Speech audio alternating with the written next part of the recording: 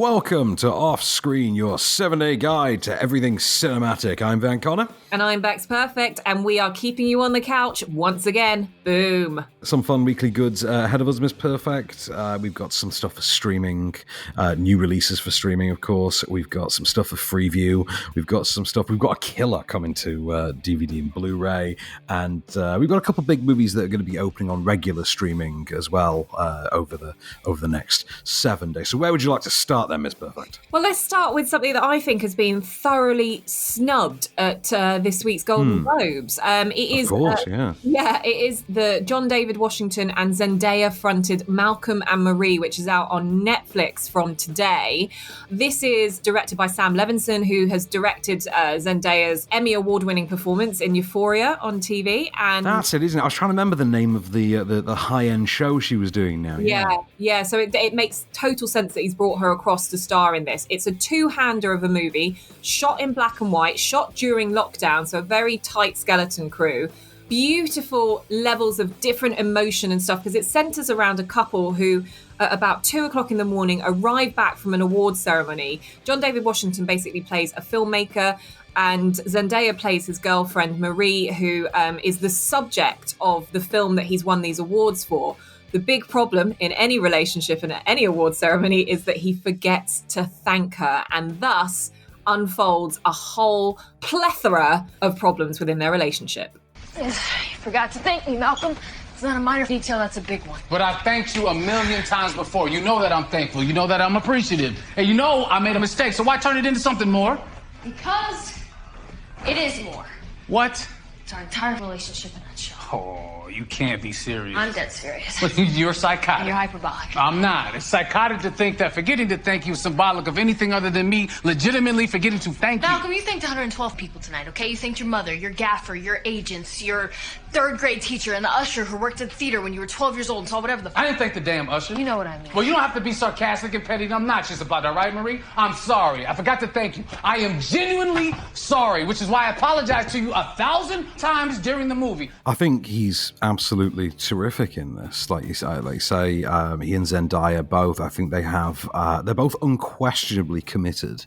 It seems to be the really big thing. You can't deny the level of investment they seem to have put into this part. It's very much one of those for my love of the theatre kind of roles from a business perspective. Yeah, it is one of those things that I think, they're in it for the acting, right? Yes, this is an actor's piece, dear. Yeah, which is why I'm kind of surprised that they didn't. And I don't know if it's to do with scheduling or what, because obviously it's not like saying that Netflix was snubbed at the Golden Globes in general. They led it with 22 nominations for film and 20 nominations for TV. So why did this miss out?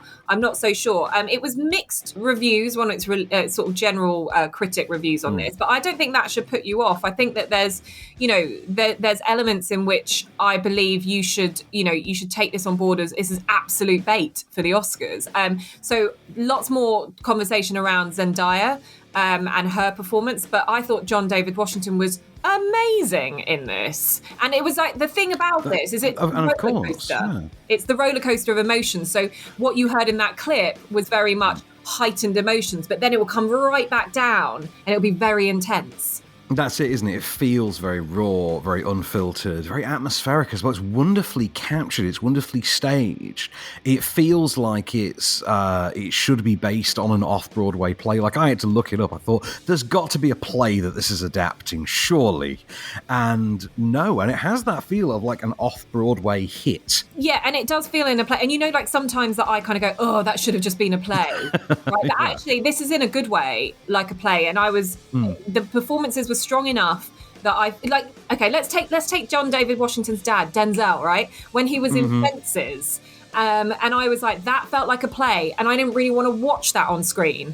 I wanted to watch that in the theatre. This, I'm happy to watch it on screen. So there's so much good stuff going for it. Yeah, I mean, I absolutely agree. I love there's a wonderful sort of jazz-flavoured score by Labyrinth that plays the top here. Like I say, it's wonderfully staged and, pun absolutely intended given the whole stage play thing. Wonderful cinematic take on a stage play despite there being no stage play. Also, maximum love for any movie of this sort of art house awards baity sort of crossover ilk showing some indie love for the Lego Movie, you automatically get some extra points from me. So max props there for putting that one in the script. How many thumbs from you? I'm going to give it a 1 3/4 in a way. I really, really enjoyed it. I just think it's not going to be for everyone. It's art housey, it's indie, it's different. But, again, I'm just going to quickly hark back to the fact that, if you're going to put someone like Carey Mulligan up as a Best Actress nominee for Promising Young Woman just because she's doing something different to what she normally does, I think that's a travesty when you've got someone who is showing amazing range like Zendaya does at such a young age. I think it's kind of Can I just ask, right? Just really quickly. Yeah. Without getting into the film itself, which still hasn't been released, but I happen to have seen. Have you seen Promising Young Woman yet? Yes, hence my... You have seen it. Okay, I was just very curious if that was like a qualified assertion that was a Carey Mulligan's worthiness. Really? Okay, interesting. Okay, I'm looking forward to when that's released. Yeah. I sense we've got very different takes on it, and I look forward to exploring them with you in more detail. But first, of course, I'm going to give Marco and Marie a 1.5 by the way. So 1.5 thumbs there. And I'm going to move on to Bliss, of course. We'll see if we can get this out of the way before we go to war on something in the far-flung future. So Bliss, which is a new movie starring Owen Wilson and Salma Hayek. Owen Wilson is a sort of downbeat, middle-aged, I think he's divorcing or he's long divorced, deadbeat guy who's let go from his job and whilst drowning his sorrows is told by a mysterious sort of ethereal woman, played by Salma Hayek, of course, that in fact, most of the other people in the world around them aren't actually real. That they are effectively in the Matrix, and they are the people from the real world, and all the rest of them are just artificial constructs. They're like NPCs from Jumanji. They just go through the motions. Right. It's a Vanilla Sky type setup. And into this mix as well comes Owen Wilson's college-age daughter, who comes searching for him at the same time, forcing him to indulge the question, is his world real, or is the so-called real world real? What does real even mean? You see all these people outside? They're not real. This is a simulation. You ready? There's my guy. Welcome home. This place is overwhelming. Dr. Isabel Clemens pioneered brain box simulations. Ugly, simulated worlds to generate appreciation for the real world. Now, why am I not remembering any of this? Don't worry about it. Drago! Most people say ignorance is bliss. But I say you have to experience the good to appreciate the bad. No, the other way around. So it stars Owen Wilson and it stars Salma Hayek. You mentioned in your synopsis The Matrix and Vanilla Sky, right? You're describing it like something like The Truman Show. Are we in the late 90s? It is so weird. Okay, first and foremost, imagine, right, to accurately create a mental facsimile for you of this film, imagine Jeff Nichols. You know Jeff Nichols, who made like Midnight Special? Yeah. Right, imagine Jeff Nichols got asked to remake The Matrix, and he chose to interpret it entirely as the exposition and training montages, like that was his entire version of The Matrix. Wow. And he made it as something akin in scope and scale to Midnight Special. Okay, it is so strange at times. There is this, but at the same time, it's really quite well made as well. Wilson's playing against type. Salma Hayek is leaning into her type to sort of, because she's one of the only people around who can sort of effortlessly pull off the whole sort of is she or isn't she sort of on the level, because she seems to be the bridge between what is and isn't real. That has to come with a certain duality. She's the perfect sort of candidate to play that. Yeah. At the same time, there's a bit of defending your life to it as well. Or weirdly, I found myself being reminded of that Frankie Boyle sketch in which Kit from Knight Rider was actually just a normal car being driven by a guy on PCP, freaking out. And but there's a wonderful cinematography to it. So the way it shifts, because obviously it's got two different worlds to depict, and the way it signposts that you're in either is through this use of like anamorphic lenses and these softer visuals and the sort of shallower depth of field for, you know, what we're told is sort of the Matrix, and then you get this sort of amped color saturation, lots of clean lines, and just crisp, brighter visuals for this comparatively more utopian, quote-unquote, real world.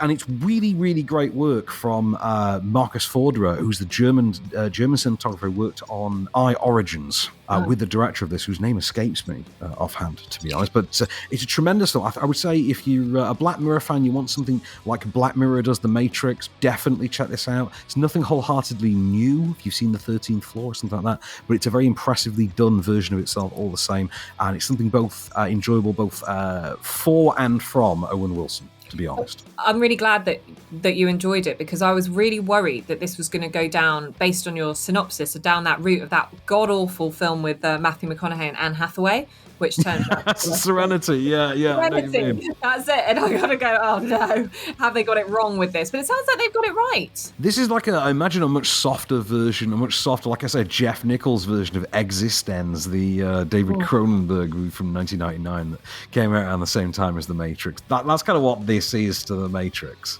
in the same way. How many thumbs are you going to give Bliss? I'm going to give Bliss, again, I think I'm going to give that a 1.5. I think it's a really solid, really enjoyable, really interesting film. Nice. Okay, well, there we go. That's 2 solid recommendations from us there on your streaming platforms of Netflix and also Amazon Prime there. But next, coming up, we're going to keep you on your couch with your free view options and everything you need to watch on your telly box.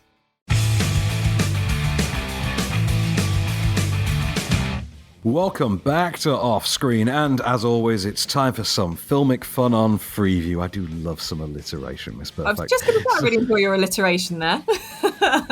So, sadly, I have no great segue from alliteration to our first film on Freeview, other than, alliteration is a fun organizational system, something that comes in very handy if you're ever stranded on Mars. That's right, we are talking about The Martian again. I know we talk about this film fairly often. It's because we love it, don't we, Becks? We do, and if you have another chance to go and watch it, which you do on Film 4 at 9 p.m. on tomorrow, in fact, you should definitely take that opportunity to give it a whirl. So Matt Damon stars as essentially the Martian. He gets stranded as he's a botanist who's part of a space expedition. He gets stranded on Mars and has to science I'm not even going to say it, to make sure that he can survive on this planet on his own. And it is essentially kind of a one-hander for him, and we obviously see the rescue mission of people trying to work out how to get him back home.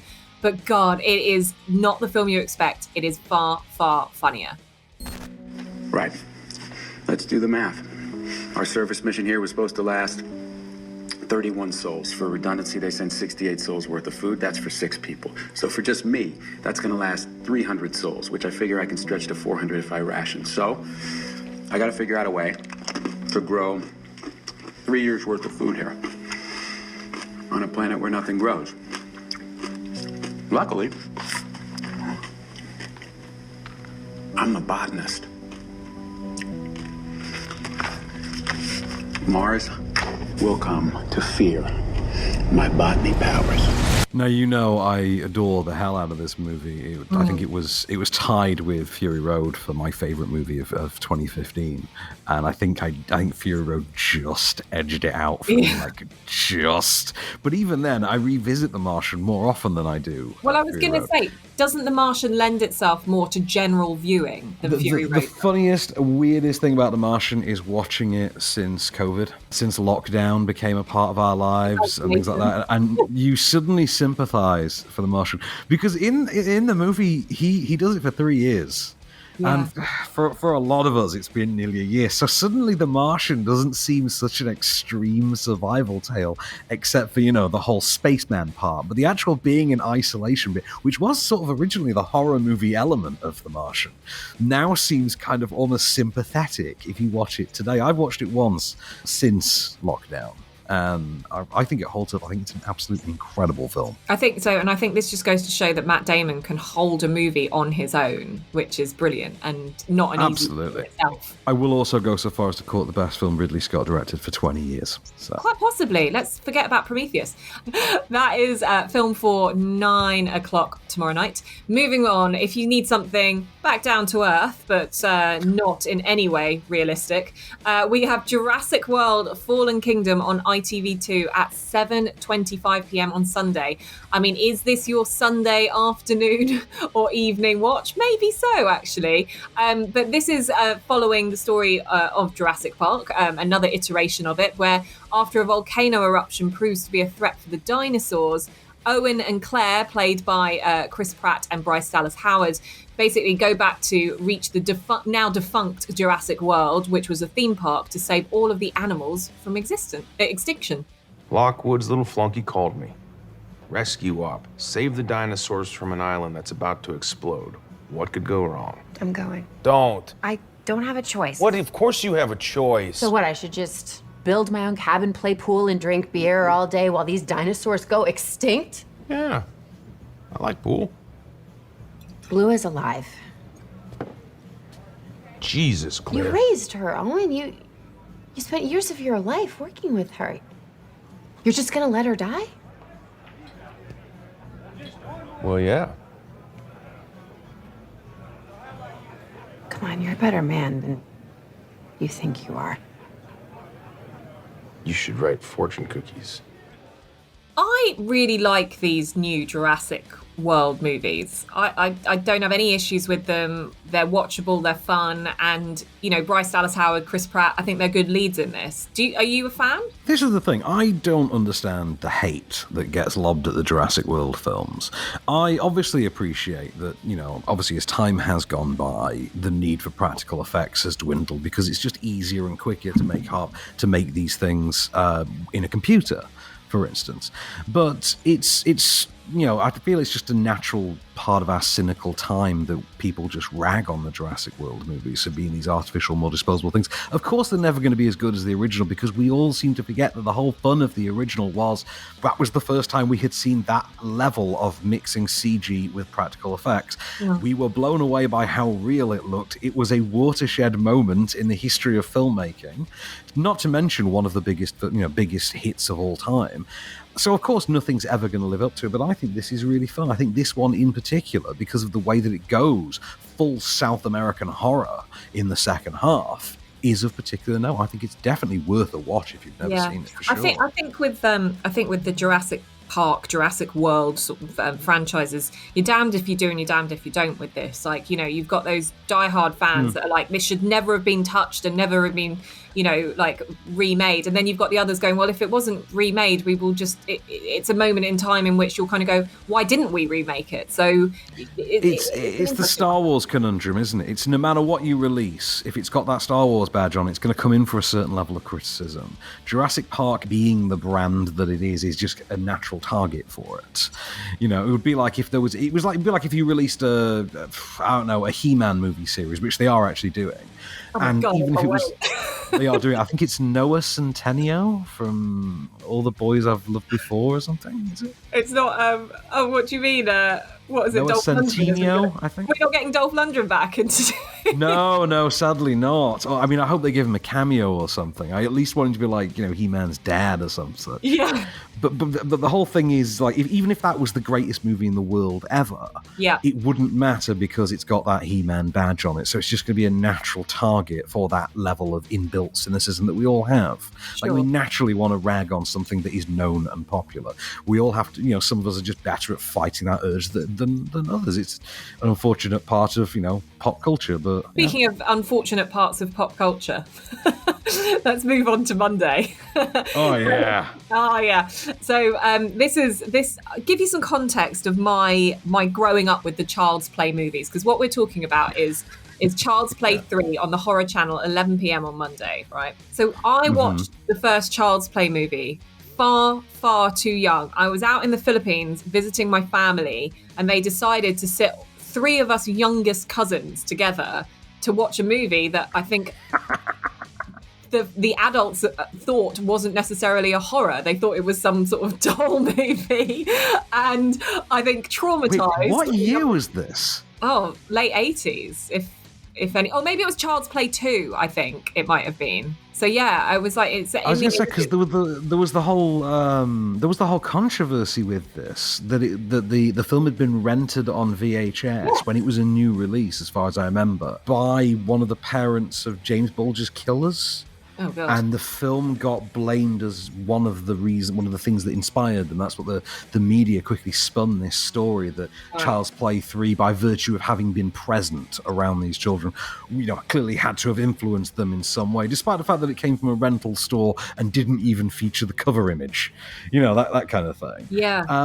Because what British Video Store did, it became banned. It got taken out of circulation for, I think, for a couple of years. I'm pretty sure the one I watched was Child's Play 2, because that's the one that always brings in my mind about Was it the one that ends in the one where the third act takes place in the doll factory? Oh, I was like 5, so I can't remember. Yes, actually, the Dolls Factory. Yeah. The Dolls Factory. First of all, that is the best one. Yeah. I love that one. That is my favourite one. It's the first one I ever saw. I love that Doll Factory stuff. That is creepy as hell. But Child's Play 3 is the nasty one. Child's Play 3 is the one where they decided, you know what, we're now just going to go grisly with this.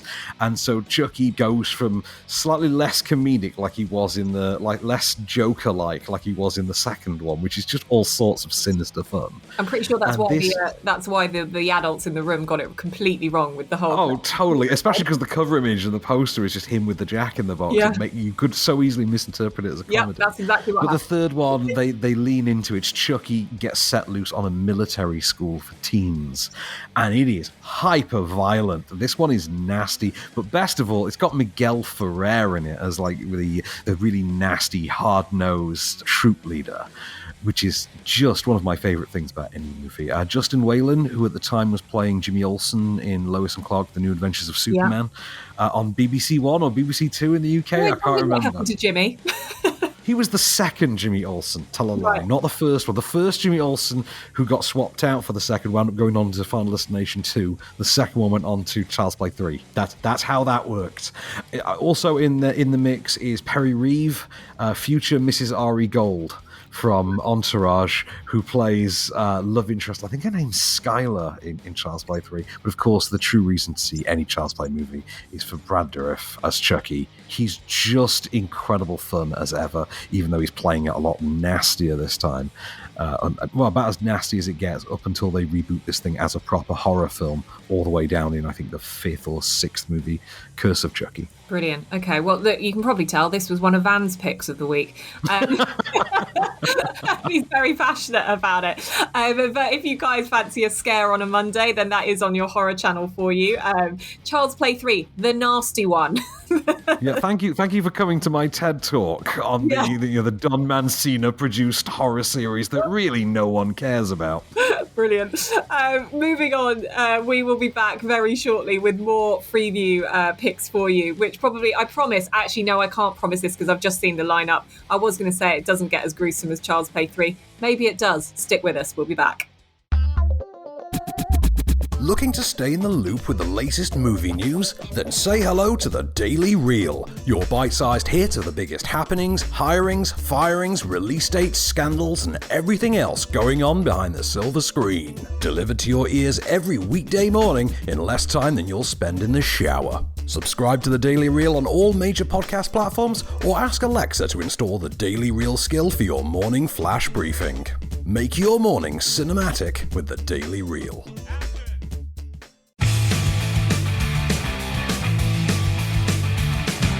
Welcome back to Off Screen, and welcome back to your Freeview Filmic Roundup.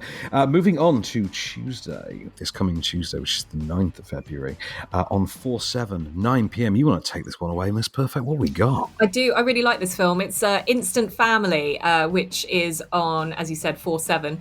This is one of my favourite actors. Mark Wahlberg is in his. Sorry, can we just take a second to appreciate those words, which once upon a time sounded like the most ludicrous thing in the world ever. One of my favourite actors, Mark Wahlberg. He is, there was a time within our lifetimes when the idea of putting actor next to Mark Wahlberg was the stupidest thing anyone had ever heard. What, Marky Mark and the Funky Bunch? What? Yeah, exactly. Yeah, I mean, he's come into his own and he knows what works for him and he does it really, really well. And, you know, maybe it was Ted. Maybe it was, for me, Pain and Gain, as we discussed last week. You know, who knows what it is, but he does these brilliant kind of every guy kind of rolls really well, and he doesn't overplay the humor too much to make him look too gormless, but he does. He's really good. So Instant Family. He and Rose Byrne play a couple, and they basically decide to adopt a teenager called Lizzie. However, Lizzie does not just come as Lizzie. Yeah, she comes with 2 extra siblings, and instantly they become a family. Hey, hon. Hey. Hi. How's she doing? She's good. Oh, and check this out. I got here early, and Lizzie saw me, and she came over and just starts talking. To you? Yeah. What happened? Mom broke Oh, it's okay. potato chip. Calm down. I'm gonna fix her, okay? Here you go. See? Thanks, Daddy. Did you hear that? I just got my first daddy. You suck! No fair! I want some of that. Hey, honey, Lita, can I help you with anything? Nope. I think this works better than anyone expected it to from the pitch, because I think the pitch initially, which was, Rose Byrne and Mark Wahlberg are going to star in this comedy, was announced not so long after the announcement for Daddy's Home 2. So it felt like Mark Wahlberg was just leaning a bit too heavily on this exact archetype. And even the poster for Instant Family does suggest it's exactly that film. Blank white background, family all leaning on one another. Hey, good times, fun tad.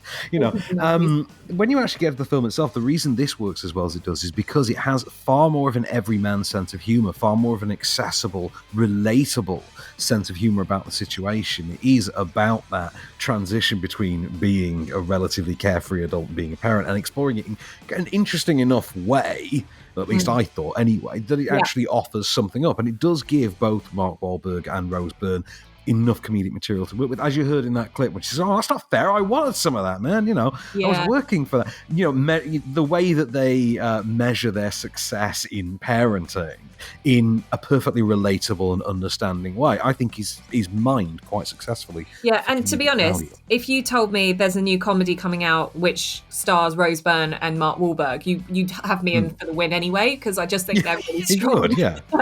You kind of would, wouldn't you? Yeah, exactly. I'd be like, I'm there, I'm watching it, I'm going to be happy. Yeah. It might be a 3-star film, but actually I'm going to enjoy it because I enjoy them on screen.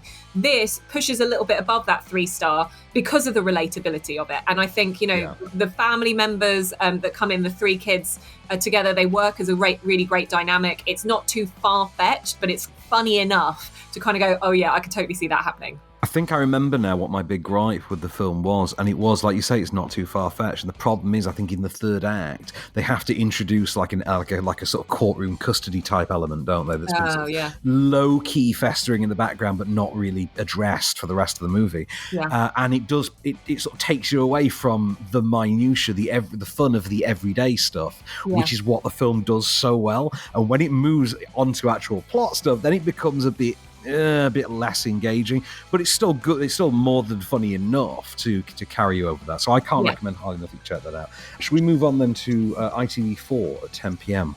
on Wednesday? Yeah, why don't you move us along, Van? Ladies and gents, I think you can all work out which picks of the week Van has chosen this week.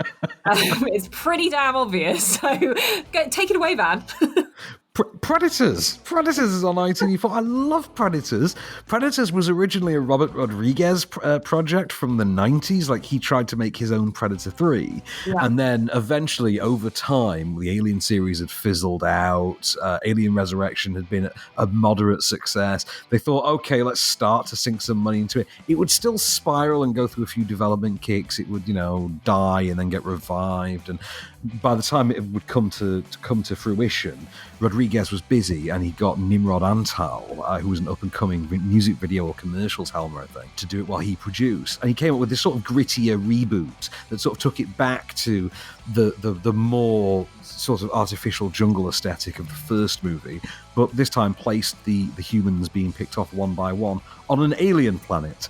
So now they've been abducted by aliens and they're being hunted by an alien. So basically just take the concept of the original Predator, but abduct them by aliens at the beginning and then have them hunted by said aliens, as Adrian Brody brilliantly attests right here. Excuse me, what the hell is going on here? You're being hunted. The cages, soldier, all of us. We're all brought here for the same purpose. This planet is a game preserve, and we're the game. case you didn't notice, we just got fleshed out. They sent the dogs in, just like you would if you were stalking boar, shooting quail. They split us apart, and they watched, testing us. How do you know this? Because that's what I would do. I love his gravel voice in this. It's like Adrian Brody's Batman voice. I remember we talked about Predators a few months ago, maybe, and you talked about, like, it's almost expect the unexpected from Adrian Brody because of this movie. He's not your normal kind of Rambo-esque, Predator-esque, like Arnie-style character. It is still one of the most mystifying cast. And the weird part is, it's not even unique to this entry in the Predator series, because the Predator series, the franchise, just has this bizarre history of casting strangely against type actors as action leads. I mean, like Schwarzenegger, he was the action guy, and that makes sense. Just Die Hard director, Joel Silver producing. You see the rest of that cast: Bill Duke, Carl Weathers, Jesse Ventura. That makes sense. You know, that's an 80s action. Totally. But then for the second one, Danny Glover. Okay.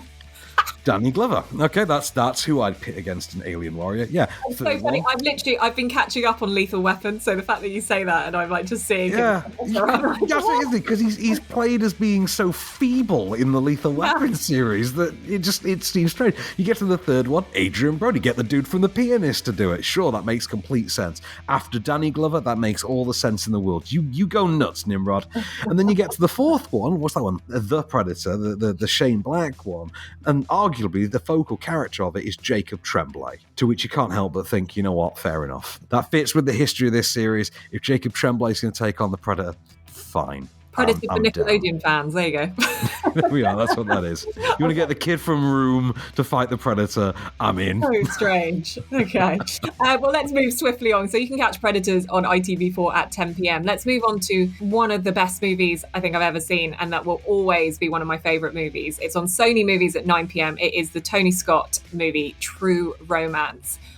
So many quotable lines from this, so many brilliant performances. Oh, yeah. One of my favourite cameo performances from Gary Oldman in this is just amazing. He's so good, isn't he? It's so good as Drexel.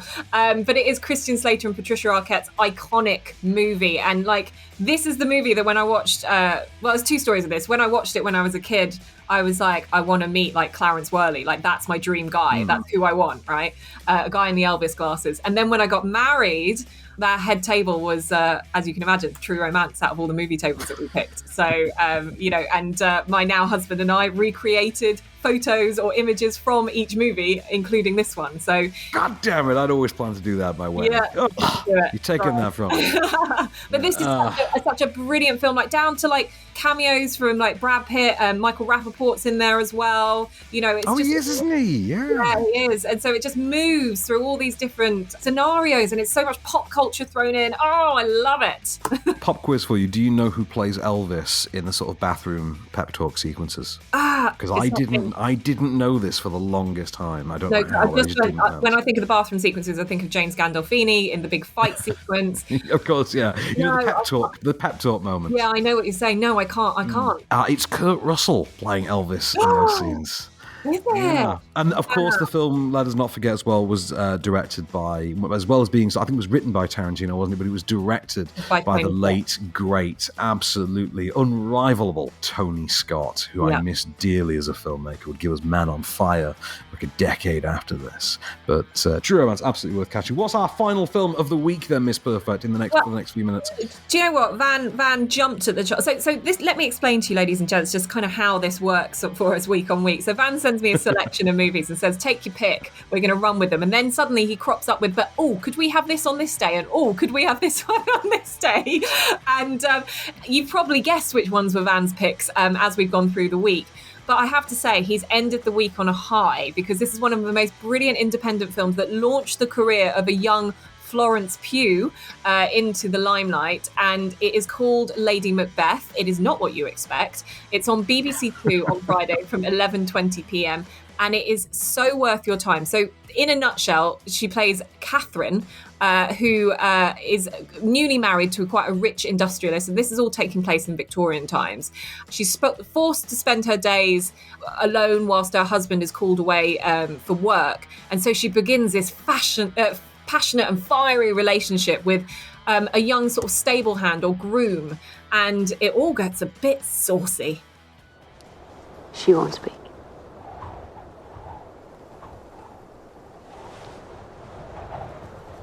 You know I shan't be parted from your life, Sebastian. Through hell and high water, I will follow you. To the cross, to the prison, to the grave, to the sky.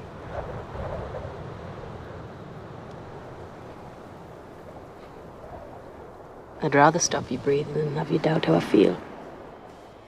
I cannot recommend this film highly enough. Like you, I came out of this. I wasn't a big fan of Falling, and I think a lot of an early buzz around Florence Pugh had built up out of Falling, where she was really the sort of showcase character behind Maisie Williams, who at the time obviously had the Game of Thrones clout.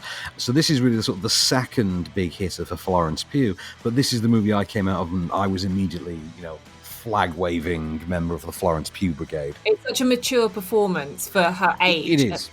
It really is, and she has got such presence. Like, she instantly captivates you, and I think she's wonderful in this. Every time I think of Florence Pugh, I just instantly am filled with this almost longing desire to revisit Midsommar again. But I might have to find like a Sunday afternoon off to subject myself to that. I think the full director's cut. I have told you about what happened to my team at the BBC. You did, yeah. You freaked them out, didn't you? That's not my fault. I thought they were off to see Toy Story 4. They decided, on my recommendation, to take themselves off to watch Midsommar in the middle of the day, and more fool them, shall we say. Indeed. Well, I think they would have had a very different reaction spending a Friday evening watching Lady Macbeth anyway on BBC Two. For me, I think it's one of the best films of the last sort of decade. I think Lady Macbeth is terrific. It's like Wuthering Heights meets, I don't know, like I'm trying to think what it meets something else, but she is like Kathy in a way. It's a strange...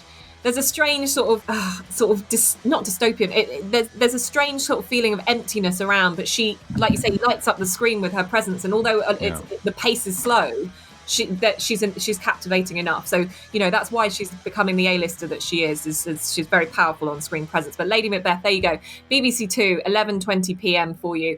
Your Friday night sorted, albeit a bit late on that one. Maybe want to press record and watch it during the day on Saturday, but. That's all your free view coming up. And if you guys have any recommendations, you can always let us know. We'd love to hear it. Coming up next, we've got your Blu-ray, your DVD, and of course, your streaming.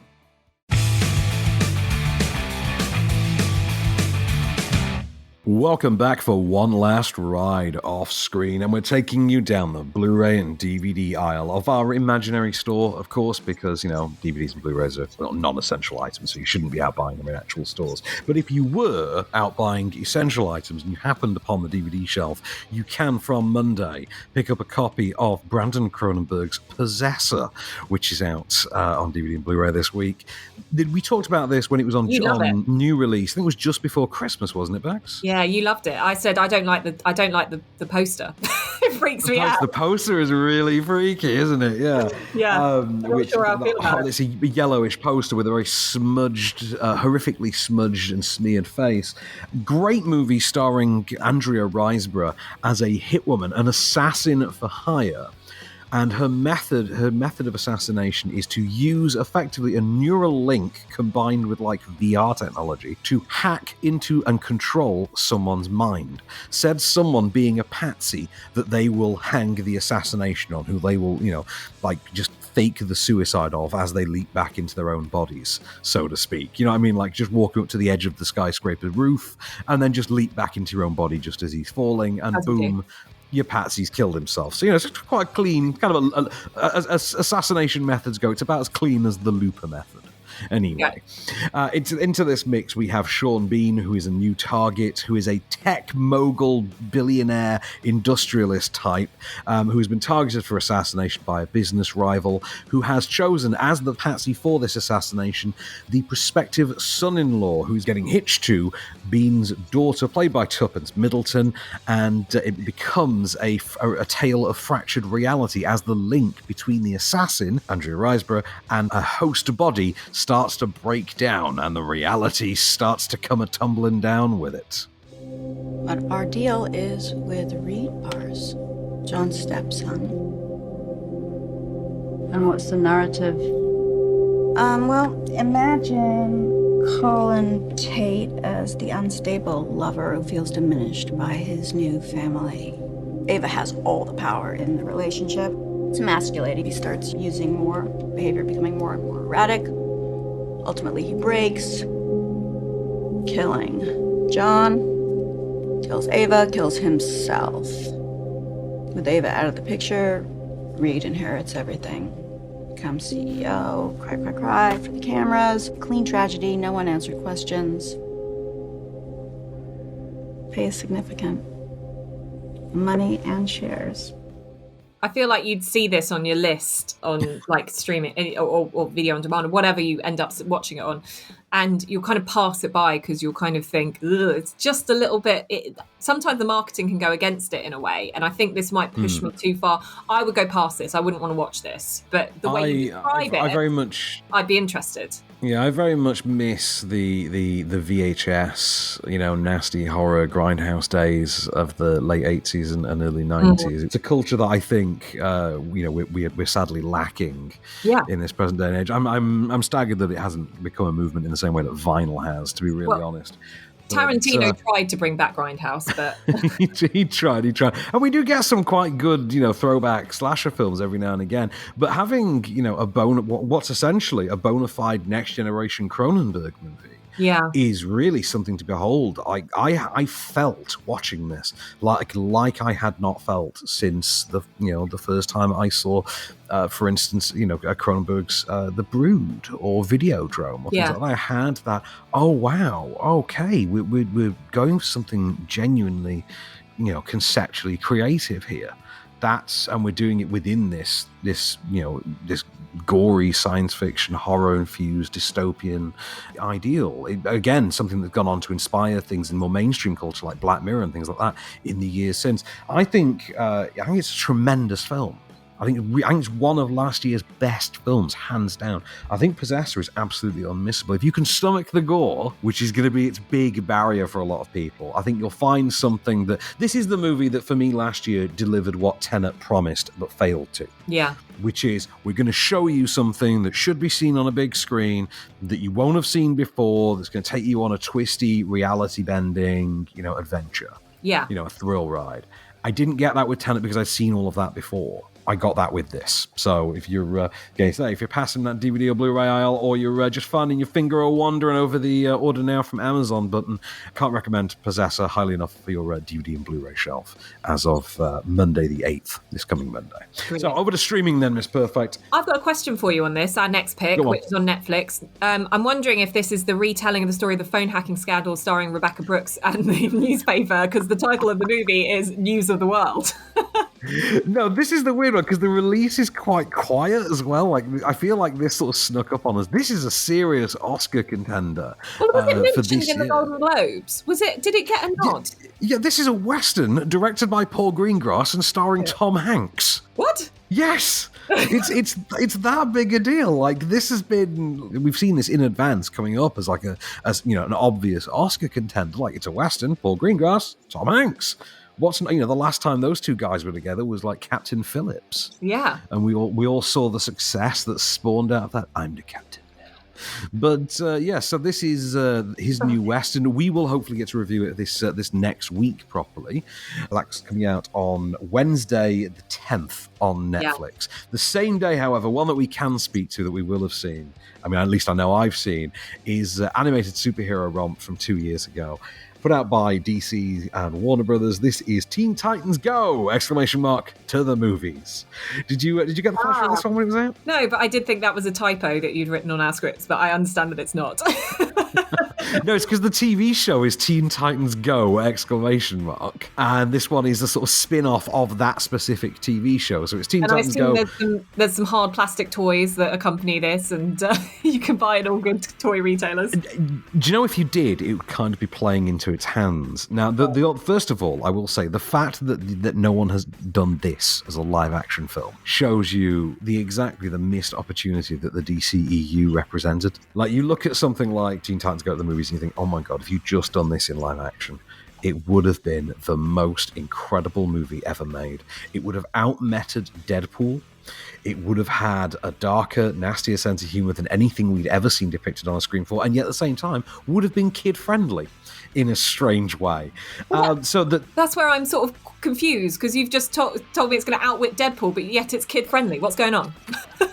Bear with me. It's insane. It's nuts. Okay, so the idea here is the Teen Titans Go! From the anime-inspired, wacky, Animaniac-style superhero kids TV show are fed up and annoyed that they keep having to go to movie premieres for all of the older superheroes, like the uncle sort of step superheroes. So, for instance, Robin doesn't like that he keeps having to sit through, Ben Affleck's Batman movies. Right. And for instance, like Aqualad doesn't like that he has to sit through, the Jason Momoa Aquaman movie, for instance. And so on and so forth. And they're getting kind of annoyed with it. And they're at the premiere for the latest one. Robin sees, oh my god, they're gearing up to announce another new Batman spin-off. Who's it going to be? It's got to be Robin, because we've had Joker, we've had Batman versus Superman, we've had Catwoman. It's got to be Robin's turn. And it's Alfred the Butler's. Which at the time was a really biting gag, like doing an Aunt May spin-off, only for one of the Warner subsidiaries to then announce, like a month later, that they were launching Pennyworth, the Alfred spin-off series. So that's a thing that happened, which then made the film even funnier. The idea is that they then set out to get their own spin-off movie. Right. And to do this, they need an arch nemesis, and in order to garner the celebrity they decide that Deathstroke, Master Assassin Deathstroke, is going to be their chosen nemesis, whether he likes it or not. Stop right there! Deadpool? Deadpool? What? I'm not Deadpool. I thought Deadpool was a good guy. Why does everybody think I'm Deadpool? You got them guns! And the swords. Yeah, well, lots of people have guns and swords, okay? Nah, I'm pretty sure you're Deadpool. Look into the camera and say something inappropriate. Oh, I'm not Deadpool. I am the greatest, most feared, most nefarious, most ultimate supervillain the world has ever seen. I am Slade! Yes, I forgot to mention, Slade Wilson obviously is his civilian name. But yeah, I could see from your reaction there, Becks, that you were really digging that sense of humour, the tone of it. I just wish I was like a tween, because I would have loved, like, this is like the mature humour that I enjoyed as a young kid on, like, when the 80s and 90s cartoons didn't patronise you and expect you to act like you were a child. This is actually... Absolutely. Yeah. Absolutely, it's absolutely that. You've got it right on the head. Now, I'd recommend very highly that you actually just go and stream this film, like, ASAP, which is obviously going to be Wednesday the 10th. Do watch it, because I think you will really love its sense of humour. Like, I remember I didn't go to the week of, I think I was off the week they press showed it, and I remember talking to the older critics the following week, and them all, like, being shocked at how much they'd loved it. And me being like, well, okay, I think that says a lot about the expectation of a DC movie that people went to see this. Obviously, it doesn't count as part of the DCEU canon, but then again, I'm sure that they can put a slide into Flashpoint or whatever the Flash movie is going to be that Ezra Miller is going to be starring in, without Ray Fisher, and they can add that to part of the DC multiverse, I'm sure. Yeah, but, great. I'm clapping here. You can probably hear me. I'm clapping. I'm quite excited about that. Yeah. Good. Do check it if you like a bit of Tiny Toons and Animaniacs and superhero comedy and Deadpool and things like that. Check it out. It's really worth it. Well, I mean, not that it doesn't happen every week where I end with a smile on my face to end the show, but this has particularly got me excited about going to watch that. So that's Teen Titans Go! To the movies. And the best part is I get to keep your smile for this next week as well. That's the part that I love more than anything. anything, I'm going to keep your smile next week, because on top of reviewing Tom Hanks's News of the World, we've missed this over my stone cold corpse. Next week is the release of Willy's Wonderland.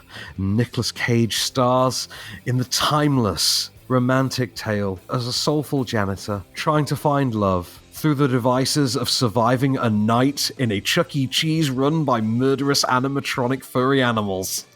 Yep, Nicolas Cage versus furries. This is probably one for you. Yep. Yeah. I can tell you, I have already seen it.